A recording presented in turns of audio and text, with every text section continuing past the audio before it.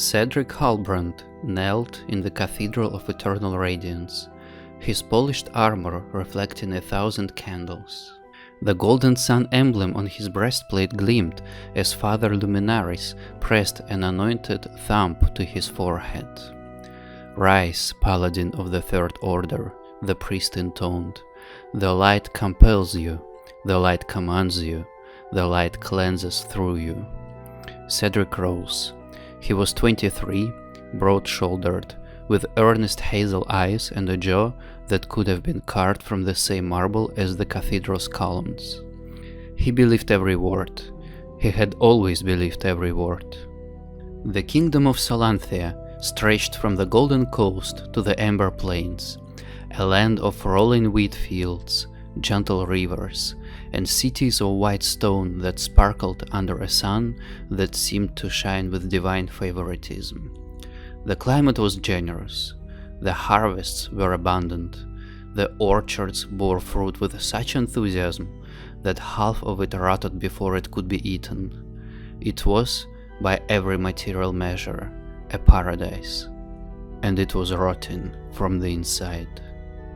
But Cedric didn't know that yet. Not really. He had seen things, small things, that had lodged like splinters beneath the skin of his faith. But splinters could be ignored, and Cedric was exceptionally good at ignoring things. He had ignored it when Paladin Commander Gorwyn had beaten a beggar half to death for touching the hem of his cloak. The man was probably a thief, Cedric told himself.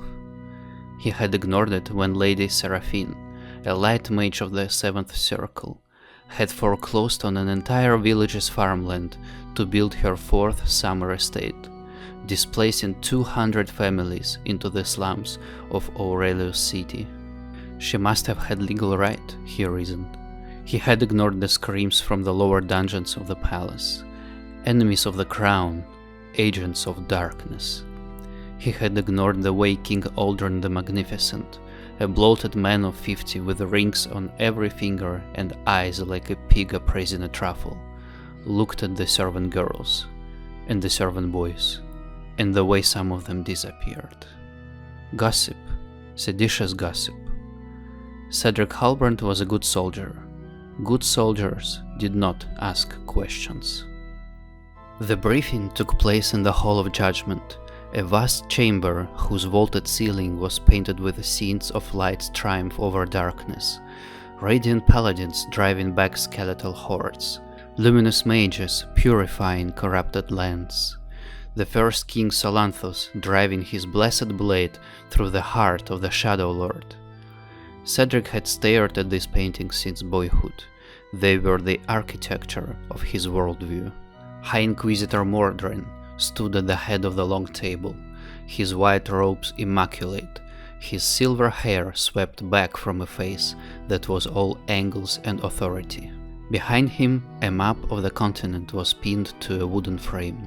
To the east, rendered in cheerful golds and greens, lay Solanthea.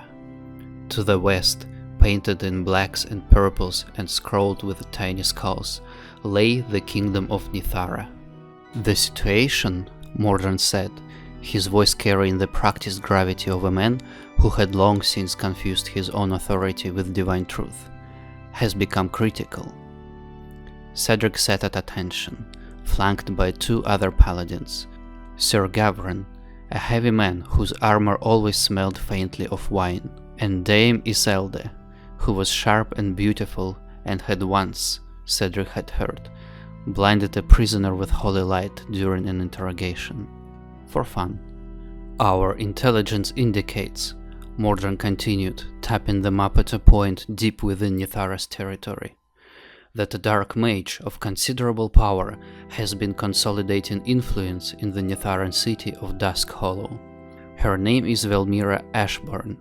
She is a necromancer of the highest order." He let the word necromancer hang in the air like a bad smell. Around the table, the paladins shifted. Even Cedric felt the trained revulsion, the Pavlovian disgust that had been hammered into him since childhood. Necromancer, defiler of the dead, abomination. She has been raising increasingly powerful undead, Mordred said. Our sources believe she is building an army of the dead aimed at our borders. Mordred's sources were never named, never questioned. They existed in a convenient fog of secrecy that made them impossible to verify and impolite to doubt. The mission is surgical, Mordred said. One operative: infiltrate Nethara, reach Dusk Hollow, eliminate Vilmira Ashburn before her army is complete. He looked at Cedric. You have been selected. Cedric's heart hammered. Me, High Inquisitor? You are young, skilled, and, most importantly, unknown. Our more senior paladins are too recognizable. You will travel in plain clothes, suppress your light aura, and move quickly. You will have 3 weeks. Why not a larger force? Cedric asked, and immediately wished he hadn't. Mordred's eyes narrowed. Because a larger force means war, Paladin Halbrand, and we are not ready for war. Not yet. He smiled, and the smile didn't reach his eyes. Consider this a sacred honor. You will be the blade of the light, striking from shadow. Poetic, isn't it? Later, as Cedric packed his saddlebags in the quiet of his quarters, Gavin appeared in his doorway, half drunk, leaning against the frame. Lucky bastard, Gavin said, taking a swig from a jeweled flask. Kill the witch and you'll be promoted. Maybe get a manor. Maybe get a seat at Aldrin's table. He burped. Word of advice? Don't look too closely at anything over there. Just do the job and come home. The more you see, the more you have to reconcile, and reconciliation is exhausting. What do you mean?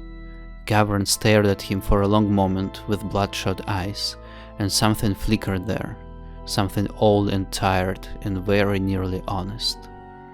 Nothing, he said. Light guide you, Cedric. He rode west. The border between Solanthea and Nethara was not a wall or a river, but a gradual transition, a slow dimming, like walking from a sunlit room into a hallway. The golden grasses gave way to silver. The sky, perpetually blue in Solanthea, deepened to a bruised violet, streaked with clouds the color of iron. The temperature dropped. The wind picked up. Cedric pulled his cloak tighter and pressed on.